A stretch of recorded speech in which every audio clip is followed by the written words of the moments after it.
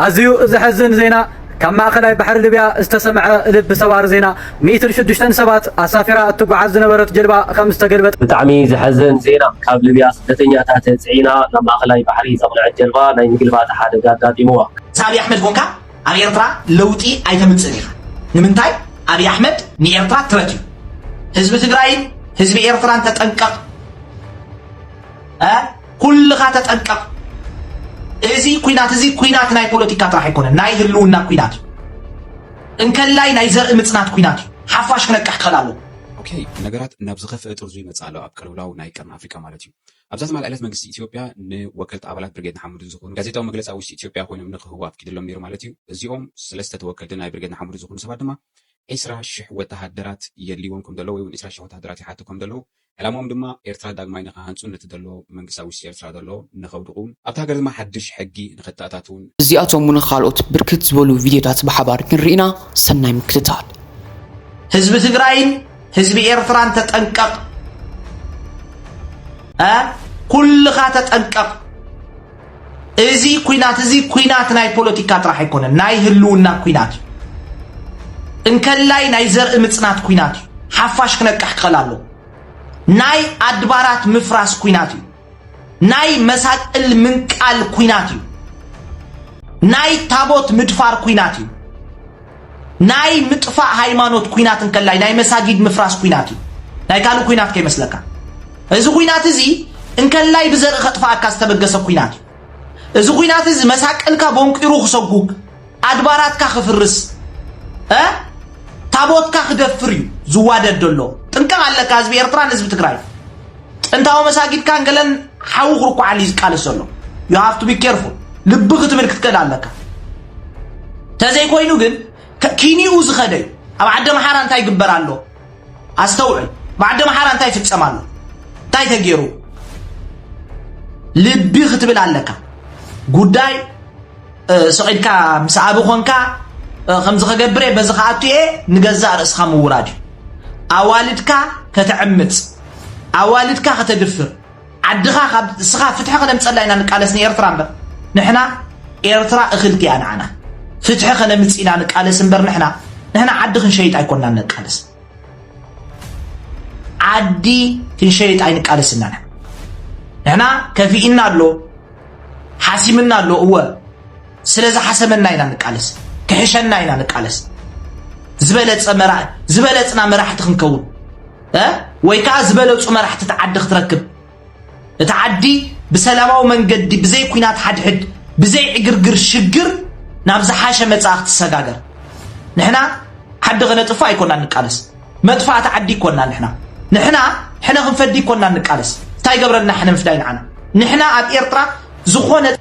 بقيمن بقالن تأكيب كازكاير قالسي نمنتايو حفاش كستوعلالو نحنا دك حدا سواي دك حدا سدرا بيتسبنا توالدنا قلمله حدا حزبنا امنايت اني قريخم بيو امنايت اني قريخم بيو من مخانا صلاتنا بزحات ناي حدا صلات راح يترايو اشحاتنا يمان ناي صقام صلات يوم زلو بكل ربحاتهم كبتن خمس ددي لبغتو بلغت كل لكم سابي احمد كونكا ابي ايرترا لوطي ايتمصنيخا نمنتاي ابي احمد ني ايرترا ترتيو مسترت كونكا تم انا ورداتي باي ذا واي حفرتي بقى عدخا كبرخا لولاونتكا زدفر زل اكل كتمخن يلو ايبلن كمزكو عيلو وا صلايناس بابيت يكون ابي وتكا كا بابيت كونكا كتنبر جمد سقيل كخلت متر شقق كتبلي حايش كاب عصوب كتكون عصوب كاب مخان زخف نجار عالم بغتم كل يكن بقى عدخان دا تدفر لولاونت كان عيلو دا تزارب حدا أكل بقى تي عين الدنقور النايزي صباح نقو انت عينت عدي حيسكا إخا قطباق تهنس دلي خازن لخ إذا بحرز حليف كاتيب كايس انتاي قطباق تهنس دهار سرعات بالسقنا اب إيرترا ناي بلصقنا حتى ناي ديمقراطي حتى على علي فلطني اتم سبات استوعلومو بلصقنا اب إيرترا ديمقراطي ختكلالو الي فلطني بلصقنا ناي إيرترا ديمقراطي غداي هويني فلطني بلصقنا نصر حتى يزلو اسو دما ناي عسب حتى እስኻኻስ ምስኡ ኮይና ዲሞክራሲ ከነምጽኢና ደይደልየ ዲሞክራሲ ንዓኻስ ብገንበርካ ሽጉጥ ከእትወልካ እንዲ አንለስ ባርያ ተዘይኮንካ ንምንታይ እዩ ጽባሕ ንጎ ንዓኻ ጽባሕ ንጎ ከዝቀትለካ ምክንያቱ ንሱ ዓሰብ ክወስድ ኮይኑ ንስኻ ኣብ ውሽጥካ ሰላም ክትረክብ ይብልካ ምክንያቱ ናይ ኦሮሞ ስልጣነ ክፈጥር ዝቃለስ ዘሎ ውርንጭላ ኣሚንካ ክትቃለስ ኣይትኽእልኒኻ ሎማ እቲ ኢንተርቪው ስምዑ ይኹም ኦሮሞ ክብል ብኦሮሞ ጀሚሩ ብኦሮሞ ወዲዋ ኦሮሞን ኢትዮጵያን ማለት ኦሮሞ ማለት ይብለካ ኣሎ እስኻ እንታይ ደሊኻ ኢኻ ምስኡ ትስለፍ ዘለኻ ኣሰላልፋኻ ክንፍፅር ክኽእል ኣሎ ዓዲ ክትሸይጥ ብሰናቲም ብቂም ብበቐል ዓልክሶ ዝበሃሉ ከምዚ ገይሮምና እዮም ሕና ክንፈድል ኣለና እንድሕር ህዝባዊ ግንባር ሽፍታ ኮይኑ ጅግና ከመን እዩ ምስተባሃልካ ንምልሻ ስርናይ ከም ጅግና እንዳምፃኻ ሃገር ክትሰርሕ ኣይትኽእልን ኢኻ የስ ምልሻ ስርናይ መሪፆም እዮም ፀገም የብሎምን ኣነ ምስቶም ኣቦታት ችግር የብለይ ነቲ ታሪክ ትክደግም ተመፂኻ ግን ወል ፕሮብለም ክመፅእ ማለት እዩ ኦኬ ነገራት ናብ ዝኸፍአ ጥርዙ ይመጽእ ኣሎ ኣብ ቀልውላው ናይ ቀርኒ ኣፍሪካ ማለት እዩ